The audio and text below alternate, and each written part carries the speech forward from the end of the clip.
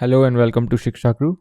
आज हम अपने era of militant nationalism chapter को कंटिन्यू कर रहे हैं। हम ऑलरेडी अपनी प्रीवियस वीडियोस में इन दो पार्ट को डिस्कस कर चुके हैं डिटेल में। नेक्स्ट हम आज कवर करेंगे जो एक्सट्रीमिस्ट का था उनका क्या रिएक्शन था और उन्होंने मूवमेंट में क्या क्या, जो हमारी स्वदेशियन बॉयकॉट मूवमेंट है, उन्होंने इस मूवमेंट को कैसे बढ़ाया और इनका पार्टिसिपेशन उसमें किस लेवल का था, क्या क्या था, वो आज हम डिस्कस करेंगे। So let's move forward. तो आज का हमारा टॉपिक है the movement under extremist leadership. तो जो हमारे एक्सट्रीमिस्ट लीडर थे through out the Indian national movement, उन लीडर्स का इस मूवमेंट में क्या क्या योगदान रहा है उनको आज हम डिस्कस करेंगे। तो after 1905 the extremist acquired A dominant influence over the स्वदेशी मूवमेंट इन बंगाल। तो 1905 के पीरियड के बाद जो एक्सट्रीमिस्ट की एरा है मूवमेंट में, वो आ चुकी थी। एक्सट्रीमिस्ट का फेज आ चुका था बेसिकली स्वदेशी मूवमेंट में, डोमिनेंट इन्फ्लुएंस हो गई थी उनकी। There were three reasons for this, और तीन कारण मेन बताए गए हैं बुक में। तो the moderate led movement had failed to yield results. तो बेसिकली जो मॉडरेट के आइडियाज़ थे, अप्रोच थी ओवरऑल ब्रिटिश रूल के अगेंस्ट एंड इवन ये पार्टीशन के डिसीजन के अगेंस्ट, उनकी अप्रोच थोड़ी स्लो थी। कॉन्स्टिट्यूशनल फॉर्म की अप्रोच थी, पेटिशन की फॉर्म की अप्रोच थी। तो उन पेटिशंस और रिक्वेस्ट से कोई एक्चुअल रिजल्ट्स आने का अब कोई आशंका नहीं थी। सेकंड पॉइंट है हमारा, the divisive tactics of the governments of both the Bengal's had angered the nationalist.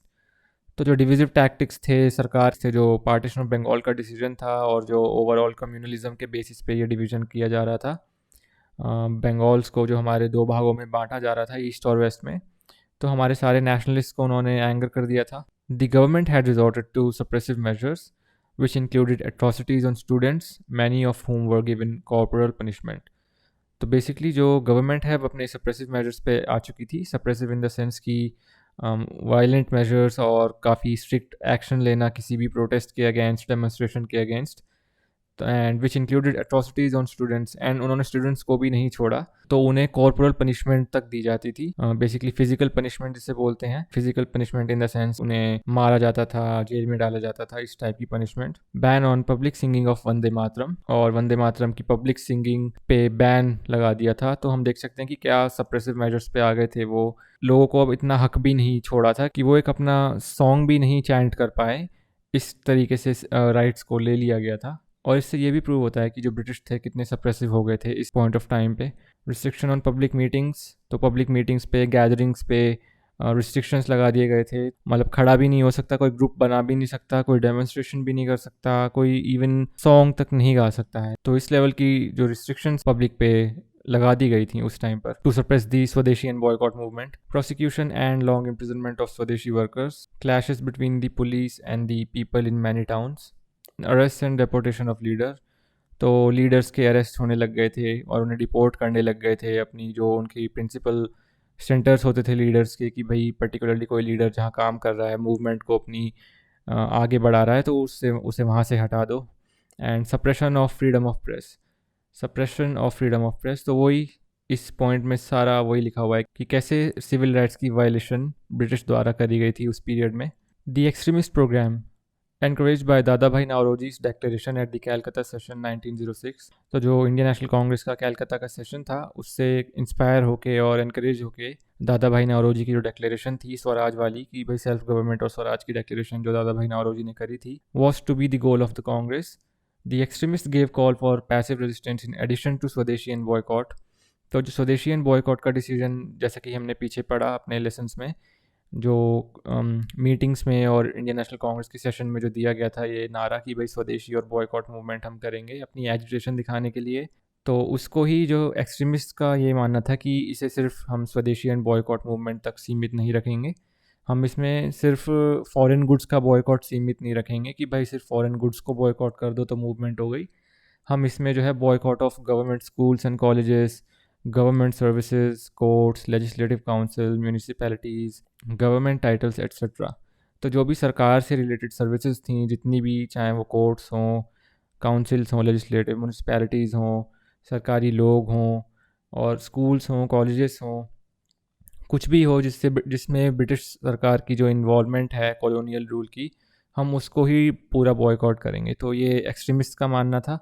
तो सर औरोबिंदो जो थे उन्होंने ये बोला था कि इन सब चीज़ों का जो पर्पस प्राइमरी था, ये सब बॉयकॉट करने का, गवर्नमेंट की जो सर्विसेज बॉयकॉट करने का, इसका प्राइमरी पर्पस था कि जो एडमिनिस्ट्रेशन है उनको सप्रेस करना और एक ऑर्गेनाइज रिफ्यूज़ल टाइप की एक मूवमेंट चलाना कि रिफ्यूज़ल तो हम करेंगे लेकिन ऑर्गेनाइज रिफ्यूज़ल होगा वो, to do anything which will help either the British commerce. तो हर चीज़ जो भी सरकार से इन्वॉल्व है उसको कट ऑफ कर देना कम्प्लीटली, जिससे सरकार पे पैसा जा रहा है, फंडिंग जा रही है, और ब्रिटिश की कॉमर्स जो है जिससे चल रही है, फाइनेंशियल्स चल रहे हैं, एक्सप्लॉयटेशन जो कंट्री की हो रही थी हर तरीके से। तो हम सारे कॉलोनियल जो भी जिसमें टैग लगा हुआ है ब्रिटिश का, हम उन सब चीज़ों को ही बॉयकॉट करेंगे। सिर्फ सॉल्ट एंड क्लॉथ को ही बॉयकॉट नहीं करेंगे हम सारी मोस्टली जितनी हम कर सकते हैं सरकार से रिलेटेड जो भी चीज़ें थी उस टाइम पर, हम उन सभी से अपना बॉयकॉट कर लेंगे।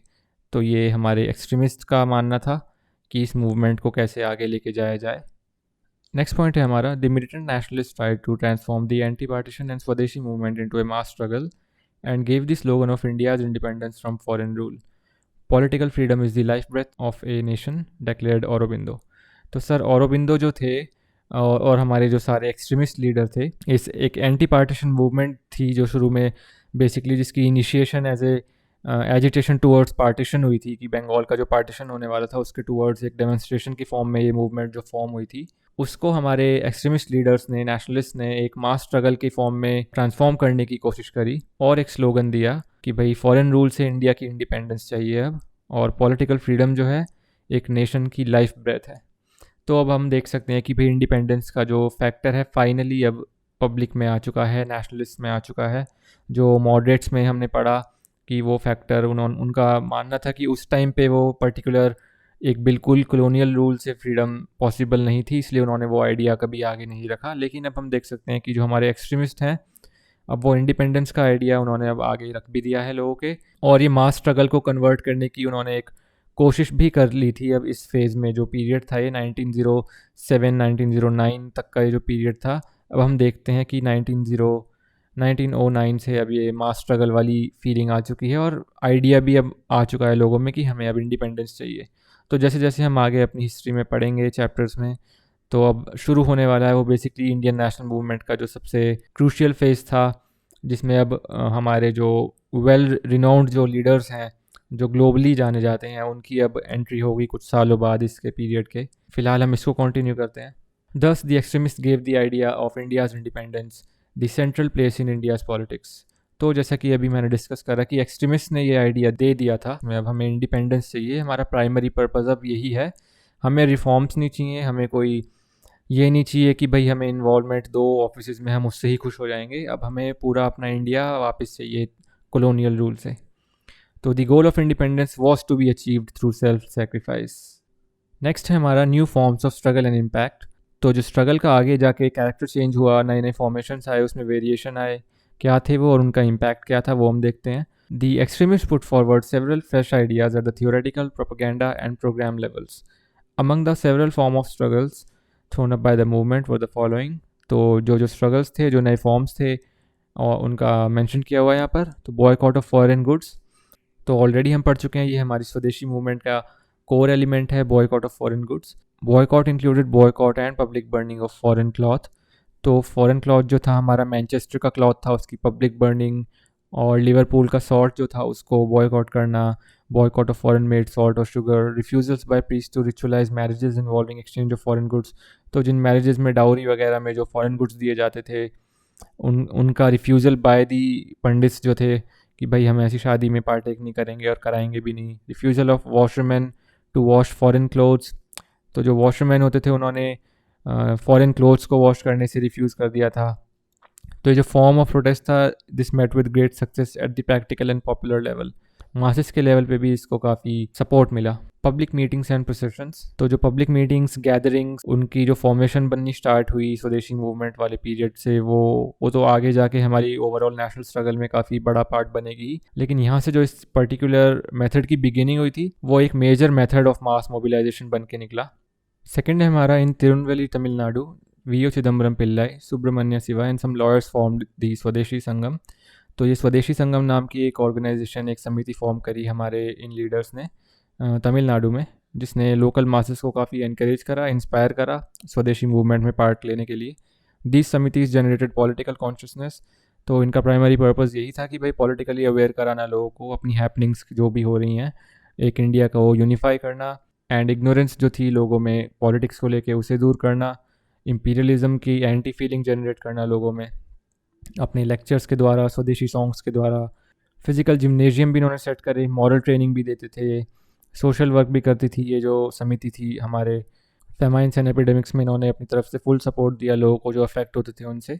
ऑर्गेनाइजेशन ऑफ स्कूल, अपने स्कूल खुद के सेटअप करे, ट्रेनिंग इन स्वदेशी क्राफ्ट एंड आर्बिट्रेशन कोर्ट्स, और स्वदेशी क्राफ्ट में भी ट्रेन करते थे लोगों को, और खुद की पर्सनल कोर्ट्स बेसिकली, ताकि जो बॉयकॉट हो जुडिशियल सिस्टम का वो कंटिन्यू रहे और हम अपने मामले जो हैं आसानी से सुलझाएं। नेक्स्ट है हमारा imaginative use of traditional popular festivals and MELAS. तो जो मेलास वगैरह लगते थे और ट्रेडिशनल हिंदू फेस्टिवल जो थे उनका एक इमेजिनेशन के तौर पे यूज़ करना। The idea was to use traditional festivals and occasions as a means of reaching out to the masses and spreading political messages. तो जो बेसिक आइडिया था इसके पीछे वो ये था, ट्रेडिशनली जो रिलीजियस बेस्ड ये मेले और फेस्टिवल्स होते थे उनमें हम एक नेशनलिज्म के फैक्टर भी लाएंगे इन फॉर्म्स ऑफ नाटक वगैरह जो भी होते थे, उनको यूज़ करके हम लोगों में जो नेशनलिज्म का सेंस है वो पैदा करेंगे।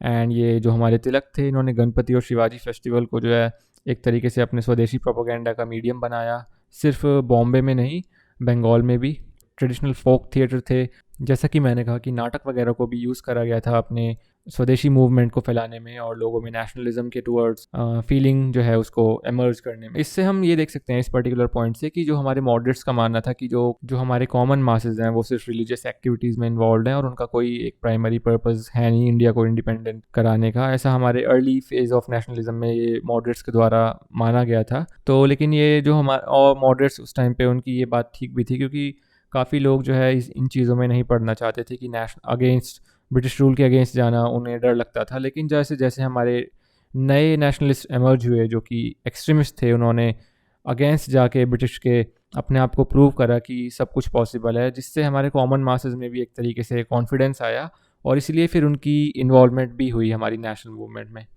तो जो हमारे मिलिटेंट नेशनलिस्ट हैं उनका ये बहुत ही बड़ा रोल रहा है कॉमन मासेस को साथ लाने में। सेकेंड है emphasis given to self reliance. तो सेल्फ रिलायंस और जो आत्मशक्ति, इंडिपेंडेंस भी बोलते हैं, सेल्फ सफिशिएंसी भी बोलते हैं, उसे इनक्रेज करा जाता था कि भाई national dignity, honour, confidence, social and economic regeneration of villages. और practical terms it included social reforms. Basically इसकी जो प्रैक्टिकल मीनिंग है कि सोशल रिफॉर्म्स थे और सोशल रिफॉर्म करने का इसका प्राइमरी पर्पस था लोगों में ये फैलाना कि रिफॉर्म्स करें और अपने आप को डेवलप करें। और एक जो हमारा प्राइमरी जो पर्पस है अब हमारी एग्जिस्टेंस का वो ये है कि कॉलोनियल रूल को ख़त्म करके एक इंडिया को एक सेल्फ सफिशिएंट कंट्री बनाना, एक सेल्फ गवर्नमेंट फॉर्म करना, स्वराज लेना। ये जो अब हमारा प्राइमरी पर्पस है उन पे ध्यान अपना लगाएं लाइफ का। ये जो छोटी मोटी बातें हैं और ये बैकवर्ड वाली जो बातें हैं, जो एंटी ह्यूमेन जो ये सिस्टम है, सारे caste, early marriage, dowry system, alcohol वगैरह जो भी ये सोशल ईविल्स हैं, इन सबको ख़त्म करके इन्हें छोड़ के एक कॉमन गोल पे आएँ, रिफॉर्म करें, अपनी खुद की लाइफ को भी डेवलप करें और अपनी कंट्री को भी जो है आगे लेके जाएं। नेक्स्ट पॉइंट है हमारा प्रोग्राम ऑफ स्वदेशी और नेशनल एजुकेशन। तो जो नेशनल एजुकेशन का ये एजेंडा था कि भाई ऑलरेडी हमारे एक्सट्रीमिस्ट लीडर एक ये माइंडसेट ले आए थे कि भाई हम अब जो गवर्नमेंट की जो सर्विसेज हैं जिसमें कॉलोनियल इन्वॉल्वमेंट है उसको तो हम यूज़ करेंगे नहीं अब। That included school and colleges as well. तो हमने खुद के अपने indigenous schools and colleges set up करने का सोचा, जिसमें बंगाल नेशनल कॉलेज था जो कि हमारे रविंद्रनाथ टैगोर जी के शांति निकेतन स्कूल से इंस्पायर्ड था, जो औरोबिंदो घोष सर ने सेट करा था, Bengal national college. And soon national schools and colleges sprang up in various part of country. तो जगह जगह बहुत ही जल्द जो कंट्री के हर जगह अब खुद के स्कूल सेटअप करने लग गए थे लीडर्स वगैरह, और ये इंडिजिनस जो एजुकेशन का एक नया एमरजेंस हुआ। सिर्फ रिलाय हम उस पर नहीं थे अब वेस्टर्न एजुकेशन पे, और जो कॉलोनियल के द्वारा सेटअप किए गए स्कूल्स थे उन पे हम, और जो ब्रिटिश के द्वारा सेटअप करे गए स्कूल्स थे हम उन पे ही अब रिलाय नहीं कर रहे थे। अब हमारे खुद के अपने एजुकेशनल इंस्टीट्यूट थे। नेक्स्ट पॉइंट है हमारा on August 15, 1906 the national council of education was setup. तो नेशनल काउंसिल ऑफ एजुकेशन का सेटअप हुआ 1906 August 15 को, जिसका प्राइमरी पर्पस था एजुकेशन और साइंटिफिक एंड टेक्निकल नॉलेज को जो है अंडर नेशनल कंट्रोल लाना, खुद के कंट्रोल में लाना इन सब चीज़ों को। Education was to be imparted through the vernacular medium. तो वर्नैक्युलर इन द सेंस की लोकल और रीजनल लैंग्वेज थी, उस मीडियम से एजुकेशन दी जा रही थी लोगों को। अब इंग्लिश एजुकेशन, इंग्लिश को बॉयकॉट कर दिया गया था। Bengal Institute of Technology was set up for technical education. तो एक ये बंगाल इंस्टीट्यूट ऑफ टेक्नोलॉजी जो है इसका भी सेटअप हुआ था, एंड जो है फंड रेजिंग भी करी गई थी जो स्टूडेंट्स थे उन्हें जापान वगैरह भेजने के लिए एडवांस लर्निंग के लिए। तो हम देख सकते हैं कि किस लेवल पे जो इंडिजीनियसनेस हो चुकी थी और स्वदेशी मूवमेंट जो है काफ़ी अपने स्केल पे आ चुकी थी। तो नेक्स्ट हमारा पॉइंट है इंडिजीनियस एंटरप्राइजेस। जो इंडिजीनियस एंटरप्राइजेस हैं इन द सेंस कि जो हमारे खुद के एंटरप्राइजेस थे, लोग अब उन्हें जो बिजनेसेस हैं उनको सेट करने लग गए थे, और खुद की textile mills, soaps factories, match factories, banks वगैरह जो हैं अब हमारे खुद के जो लोग हैं खुद इस्टेब्लिश कर रहे थे। उन्हें शॉप्स को, इंश्योरेंस कंपनीज़ को सिर्फ अब रिलायंस उन पे नहीं रह गई थी इंग्लिशमैन पे कि उनकी कंपनीज़ को ही हम यूज़ करेंगे या उनके प्रोडक्ट्स यूज़ करेंगे। अब हम अपना खुद का सब कुछ डेवलप करने लग गए थे, क्योंकि ऑलरेडी हमारी जो मूवमेंट का बेसिक एक कोर एलिमेंट यही था कि हमें सब कुछ उनका बॉयकॉट करना है, सिर्फ क्लॉथ और सॉर्ट नहीं, सब कुछ जो हम कर सकते हैं। और इसी वजह से भी जो है हमारे जो कॉमर्स इंडस्ट्री है इंडिया में काफ़ी नेक्स्ट लेवल तक भी पहुंची, क्योंकि काफ़ी जो इस टाइम पे जो इस्टेब्लिशमेंट्स हुई थी बिजनेसेस की वो आज भी एग्जिस्ट करते हैं कंट्री में। These enterprises were based more on patriotic zeal than on business acumen. इनकी इस्टेब्लिशमेंट का जो प्राइमरी पर्पस था वो यही था पेट्रियाटिक फीलिंग दिखाने का कि, और एक स्वदेशीपन दिखाने का कि हम हमारे पास खुद का है ये बिज़नेस, हमें ब्रिटिश एम्पायर की नीड नहीं है। वी.ओ. चिदम्बरम पिल्लाइज वेंचर इनटू ए नेशनल शिप बिल्डिंग एंटरप्राइज स्वदेशी स्टीम नेविगेशन कंपनी। तो ये जो स्वदेशी स्टीम नेविगेशन कंपनी थी हमारे पिल्लाई सर ने जो है इस्टेब्लिश करी थी at Tuticorin, however gave a challenge to the British Indian steam navigation company. तो इसने एक एक्चुअल में चैलेंज भी दे दिया था हमारी ब्रिटिश इंडियन स्टीम नेविगेशन जो कंपनी थी ब्रिटिशर्स के द्वारा लगाई गई। तो हमारी इंडिजीनियस ये जो कंपनी स्टार्ट करी थी हमारे वी.ओ. चिदम्बरम पिल्लाई ने, ये एक्चुअल में अब कम्पीट करने लग गई थी ब्रिटिशर्स से। तो आप देख सकते हैं कितनी अच्छी बात रही थी उस टाइम पे लोगों के लिए, हमारे इंडियंस के लिए। नेक्स्ट हम बढ़ते हैं impact in the cultural sphere. तो the nationalist all over the country took inspiration from songs written by Rabindranath Tagore, Rajanikanta Sen, Dwijendra Lal Ray, Mukunda Das, Syed Abdu Mohammad and other. Tagore's Amar Sonar Bangla, written on this occasion, was later to inspire the liberation struggle of Bangladesh and was adopted by it as its national anthem. तो हम देख सकते हैं कि art and literature का क्या important role रहा था इस पर्टिकुलर टाइम पीरियड में, और जो जितने भी हमारे लोग रह चुके हैं जो लिटरेरी और आर्ट के हम एक तरीके से लेजेंड्स कह सकते हैं उन्हें इंडिया के, तो हमारे जो टैगोर हैं उनका अमार सुनार बांग्ला भी जो है वो प्रेजेंट डे जो बांग्लादेश का नेशनल एंथम है, उसने लिबरेशन स्ट्रगल में भी लोगों को इंस्पायर करा था बांग्लादेश के। नेक्स्ट है हमारे in Tamil Nadu Subramania Bharati wrote Sudesh Geetham. In painting, Abanindranath Tagore broke the domination of Victorian naturalism over Indian art scene and took inspiration from Ajanta, Mughal and Rajput painting. तो हमारे जो अबनिंद्रनाथ टैगोर थे उन्होंने जो विक्टोरियन एरा की जो डोमिनेशन थी उस टाइम पे आर्ट एंड पेंटिंग वगैरह में जो थी, उन्होंने उसको ब्रोक करा। He surpassed the domination of Victorian naturalism, और उन्होंने इंडियन जो एक तरीके की आर्ट है उसको फॉर्म करा जो कि अजंता, मुगल, राजपूत पेंटिंग से इंस्पायर्ड थी। और एक इनकी काफ़ी इंपॉर्टेंट पेंटिंग भी है जो कि भारत माता के नाम से जानी जाती है, वो इसी पीरियड में जो है उत्पन्न हुई थी, पार्टीशन ऑफ बंगाल के पीरियड में। और ये जो हमारा स्वदेशी मूवमेंट का, इनिशियल स्वदेशी मूवमेंट का जो स्ट्रगल था, ये वो उसी टाइम की पेंटिंग है वो। Nandalal Bose, who left a major imprint on Indian art, was the first recipient of scholarship offered by the Indian Society of Oriental Art. तो हमारे जो नंदलाल बोस थे उनका काफ़ी मेजर कॉन्ट्रीब्यूशन रहा है इंडियन आर्ट में, और वो पहले रिसिपिएंट भी हैं एक स्कॉलरशिप के जो कि Indian Society of Oriental Art ने दी थी। तो Indian Society of Oriental Art के जो पहले रिसिपिएंट थे स्कॉलरशिप के वो थे mister Nandalal Bose. Founded in 1907, ये सोसाइटी 1907 में फाउंड करी गई थी।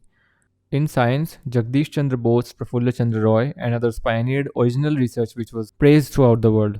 तो साइंस में जो है जगदीश चंद्र बोस, प्रफुल्ल चंद्र रॉय और भी काफ़ी सारे लोग थे जिन्होंने ओरिजिनल रिसर्च जो करी हैं वो आज भी थ्रू आउट द वर्ल्ड जानी जाती हैं। जैसा कि हमारे जगदीश चंद्र बोस जी हैं, इनका बोस इंस्टीट्यूट है एंड जो कि एशिया का और इंडियन सब कॉन्टिनेंट का काफ़ी पुराना रिसर्च इंस्टीट्यूट है। एंड इनकी बायोलॉजी में भी काफ़ी कंट्रीब्यूशन रही है। इन्होंने एक क्रेस्कोग्राफ नाम का डिवाइस फॉर्म करा था जो कि प्लांट्स की ग्रोथ वगैरह को देखता था, और इनके नाम से मून पे एक क्रेटर है उसको भी नेम किया गया है। तो आप उससे समझ सकते हैं कि इनकी क्या कंट्रीब्यूशन रही है साइंस में। नेक्स्ट है हमारा एक्सटेंट ऑफ मास पार्टिसिपेशन। तो स्टूडेंट्स जो थे they came out in large numbers to propagate and practice swadeshi. तो काफ़ी स्टूडेंट्स की इन्वॉल्वमेंट थी, उन्होंने इस स्वदेशी के आइडिया को स्प्रेड करा। They took a lead in organising picketing of shop selling foreign goods, और जो दुकानें अभी भी फॉरेन गुड्स को बेच रही थी उनके अगेंस्ट इन्होंने डेमोन्स्ट्रेशन करे। इनकी पार्टिसिपेशन जो है काफ़ी ज़्यादा विजिबल थी बंगाल में, महाराष्ट्र में स्पेशली पूना में, and in many parts of the south Guntur, Madras, Salem. तो साउथ में भी काफ़ी इनकी इन्वॉल्वमेंट थी स्टूडेंट्स की। Police adopted A repressive attitude towards the student. Police का जो एटीट्यूड था वो रिप्रेसिव था towards the student. Schools and colleges whose students participated in the agitation were to be penalized by disaffiliating them or stopping off grants and privileges to them। तो जो government ने है और पुलिस ने obviously suppressive and repressive measures लिए कि भाई जो स्कूल्स और कॉलेजेस जिनमें ये स्टूडेंट्स थे और जो इन स्कूल्स के स्टूडेंट्स पार्टिसिपेशन में पकड़े जाते थे स्वदेशी मूवमेंट की, तो उन्हें पीनलाइज करा जाता था, उनको डिसएफिलिएट करके। डिसएफिलिएट मतलब उन्हें स्कूल से जो है डिस्क्वालीफाई कर दिया जाता था, कॉलेज से डिस्क्वालीफाई कर दिया जाता था, या उनकी जो ग्रांट्स हैं, जो उनके प्रिविलेजेस हैं, उनको रोक दिया जाता था। तो ये ऑब्वियसली सप्रेसिंग अप्रोच थी पुलिस और गवर्नमेंट की towards the student. Students who were found guilty of participation were to be disqualified. तो जो स्टूडेंट्स गिल्टी मतलब जो स्टूडेंट्स पकड़े जाते थे कि भाई उन्होंने स्वदेशी मूवमेंट में पार्ट लिया है, उन्हें डिस्क्वालीफाई कर दिया जाता था गवर्नमेंट जॉब्स के लिए और गवर्नमेंट स्कॉलरशिप्स के लिए भी। For and disciplinary action, fine, expulsion, arrest वगैरह वगैरह, ये सब आप देख सकते हैं कि उन्हें मारा भी जाता था, फ़ाइन भी लगाया जाता था, एक्सपल्जन भी था, मतलब उन्हें निकाल देते थे स्कूल से, अरेस्ट भी होता था उनका, और ये सब चीज़ें स्टूडेंट्स के अगेंस्ट करी जाती थी। नेक्स्ट है हमारा सम ऑफ द मुस्लिम पार्टिसिपेटेड। तो मुस्लिम पार्टिसिपेशन इसमें हम देख सकते हैं कि काफ़ी लार्ज स्केल पे नहीं थी। जो कर्जन के द्वारा ये सीड डाल दी गई थी मुस्लिम्स के, एजुकेटेड मुस्लिम्स के, कि आपको एक अपनी खुद की नेशन आप डिज़र्व करते हैं, टू नेशन वाली थ्योरी जो आ गई थी, उसकी वजह से जो पार्टिसिपेशन था वो एक तरीके से इतना नहीं था उस टाइम पे। अब क्योंकि कम्युनलिज्म वाली फीलिंग जो प्रोपोगेट कर दी गई थी ब्रिटिश के द्वारा, डिवाइड एंड रूल वाली पॉलिसी के द्वारा, अब वो काफ़ी विजिबल थी। एंड काफ़ी जैसे बैरिस्टर अब्दुल रज़ूल, लियाकत हुसैन गजनवी, मौलाना आज़ाद, तो ये सब लोगों ने पार्टिसिपेट करा। लेकिन most of the upper and middle class Muslims जो थे, जिनकी पार्टिसिपेशन का ऑब्वियसली हमेशा नीड होता ही है, चाहे वो कोई सा भी रिलीजियस ग्रुप हो, without the participation of middle class कोई भी मूवमेंट जो है वो आगे नहीं बढ़ती। और जो मुस्लिम मिडिल क्लास थी उन्होंने पार्टेक नहीं करा था। दे स्टेड अवे, और led by Nawab Salimullah of Dhaka supported the partition of on the plea that it would give them a Muslim majority East Bengal. आधे तो जो हैं मिडिल क्लास जो है हमारे, दे स्टेड अवे, तो वो इन्वॉल्व ही नहीं थे, और जो इन्वॉल्व थे वो सपोर्ट कर रहे थे पार्टीशन का, कि मुस्लिम मेजॉरिटी की एक स्टेट मिल जाएगी खुद की। To further government interest, an All India Muslim League was propped up on December 30, 1905। तो AIML जो है उसको सेटअप करवा दिया गया था गवर्नमेंट के सपोर्ट से ही December 30, 1905 में। एंटी कांग्रेस थी ये, and reactionary elements like Nawab Salimullah of Dhaka were encouraged. Also, the nature of the Swadeshi movement, with leaders evoking Hindu festivals and goddesses for inspiration, tended to exclude the Muslims. तो Muslims को ये exclusion वाली feeling भी आई कि ये जो movement के mostly जो एलिमेंट्स थे कि भाई फेस्टिवल्स में और ये हिंदू फेस्टिवल्स में जो मेले वगैरह थे उनके द्वारा इसे प्रोपोगेट करना मूवमेंट को, तो इन्हें एक्सक्लूजन की फीलिंग भी आई, क्योंकि मोस्टली उनमें हिंदुज़म की ही बातें चलती थी वहाँ पर। एंड कर्जन ने ये फीलिंग तो डाल ही दी थी, आज से पहले तो ऐसा कुछ था नहीं, लेकिन जब ऑब्वियसली एक बाहर का जो बंदा है कान भर देता है एक तरीके से, तो वो हम यहाँ देख सकते हैं कि उनकी पार्टिसिपेशन नहीं थी बिल्कुल भी बेसिकली इस मूवमेंट में। नेक्स्ट है हमारा labour unrest and trade union. तो जो हमारे लेबर में जो अनरेस्ट हुआ था और एक डिसरप्शन हुआ था वो, और जो ट्रेड यूनियंस वगैरह एज अ रिजल्ट फॉर्म हुई थी स्वदेशी मूवमेंट के, वो भी देखेंगे हम। In the beginning some strikes were organised on the issue of rising prices and racial insult. तो रेशियल डिरोगेटरी टर्म्स और राइजिंग प्राइसेस जो थे उनको लेकर जो है स्ट्राइक्स ऑर्गेनाइज करी गई थी in the foreign owned companies. In September 1905 more than 250 Bengali clerks of the Burn Company Howrah in Bengal walked out in protest against the derogatory work regulation. तो जो वर्क रेगुलेशन डेरोगेटरी था इन द सेंस कि काफ़ी pressure रहता था वर्कर्स पे और racial discrimination थी और बेसिकली उन्हें एक्सप्लॉइट करा जाता था। तो 250 बंगाली क्लर्क्स जो थे बर्न कंपनी के, ये कंपनी जो थी ये वैगन्स बनाती थी रेलवे के, तो यहाँ प्रोटेस्ट हो गया था सितंबर 1905 में। In July 1906 a strike of workers in the East Indian Railway resulted in the formation of a railway men's union. तो 1906 में जो स्ट्राइक हुई थी ईस्ट इंडियन रेलवे के एम्प्लॉयज़ की, इंडियन वर्कर्स जो थे, उसका जो परिणाम हुआ वो ये था कि रेलवे मैन की एक यूनियन फॉर्मेशन हुई। और between 1906 and 1908 strikes in the jute mills were very frequent. तो 06 और 08 के पीरियड में, 1906 से 1908 का जो पीरियड था, उसमें जो जूट मिल्स थी उनमें स्ट्राइक्स काफ़ी फ्रीक्वेंट होने लग गई थी। तो जो 18 की 18 जो मिल्स थी उस टाइम बंगाल में, हमारे जूट मिल्स जो थी, उनमें बेसिकली जब स्ट्राइक्स होती थी तो एक टाइम पे ऐसा भी था कि 18 की 18 जो है वो अफेक्ट होती थी उसकी वजह से। Subramania Siva and Chidambaram Pillai led strikes in Tuticorin and Tirunelveli in a foreign owned cotton mill. तो जो हमारे सुब्रमण्य शिवा और चिदम्बरम पिल्लाई हैं, उन्होंने तमिलनाडु में जो है फॉरेन ओन्ड कॉटन मिल्स में स्ट्राइक करी थी। और रावलपिंडी पंजाब में जो the arsenal and railway workers went out on strike by led by Lala Lajpat Rai and Ajit Singh. तो लाला लाजपत राय और अजीत सिंह जी ने, जो आर्सेनल और रेलवे वर्कर्स पंजाब के थे, वहाँ पर उन्होंने स्ट्राइक्स वगैरह करवाई थी। और however by the summer of 1908 the labour unrest, तो 1908 में जो है स्ट्रिक्ट एक्शन ले लिया गया था लेबर्स वगैरह के ऊपर, और जो कि लेबर्स की पहले की कंडीशन थी वो उस पर वापस आ चुके थे। नेक्स्ट है हमारा 10, the social base of the movement expanded into include certain sections of the zamindari, the students, the women, the lower middle classes in cities and towns. An attempt was also made to give political expression to economic grievances of the working class by organizing strikes. तो जो movement का social base था वो हर जगह तक गया, वो ज़मींदार तक गया, स्टूडेंट्स तक गया, विमेन तक गया, लोअर मिडिल क्लास तक भी गया, सिटीज़ में भी गया, टाउन्स में भी गया, विलेजेस में भी गया। और an attempt was also made to give political expression to economic grievances of the working class. तो वर्किंग क्लास के फेवर में भी बात करने के अटेम्प्ट करा गया था, जैसे कि अभी हमने प्रीवियसली पढ़ा, भाई स्ट्राइक्स वगैरह ऑर्गेनाइज करी थी, यूनियंस की फॉर्मेशन हुई थी। But the movement was not able to garner support of the Muslims. तो मुस्लिम्स का जो सपोर्ट जो है कहीं ना कहीं मिसिंग था, और मूवमेंट जो है उनका सपोर्ट, उनका सपोर्ट को अट्रैक्ट नहीं कर पाई, और specially the Muslim pageantry, because of a conscious government policy of divide and rule. तो जो डिवाइड एंड रूल की पॉलिसी कर्जन वगैरह ने जो अडॉप्ट कर रखी थी, एंड उनकी जो माइंडसेट था डिवाइड करने का कम्युनलिज्म बेसिस पे, रिलीजन बेसिस पे, वो अब कहीं ना कहीं वर्क करने लग गई थी। और हमारे मुस्लिम्स में एक ये बात आ गई थी कि भाई हमें अपनी खुद की मेजॉरिटी वाली जो एक पर्टिकुलर स्टेट है वो चाहिए, और अगर हम ब्रिटिश के साथ काम करेंगे तो हमें अपनी खुद की स्टेट मिलेगी जहाँ पे हमारी मेजॉरिटी होगी वगैरह वगैरह। तो कुछ ना कुछ जो सेक्शन थे सोसाइटी के वो उस ट्रैप में आ चुके थे, ब्रिटिश की डिवाइड एंड रूल की पॉलिसी के ट्रैप में।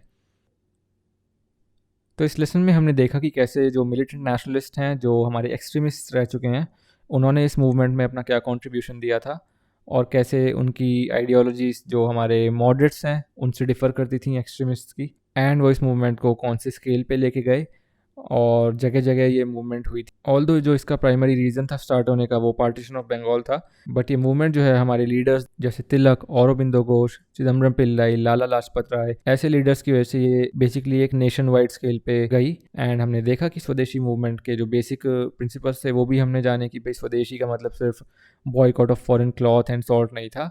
स्वदेशी का मतलब अपने खुद के इंडिजिनस स्कूल्स का सेटअप हुआ, स्वदेशी मूवमेंट की हेल्प से ही हमारे खुद के बिजनेसेस इस्टेब्लिश हुए।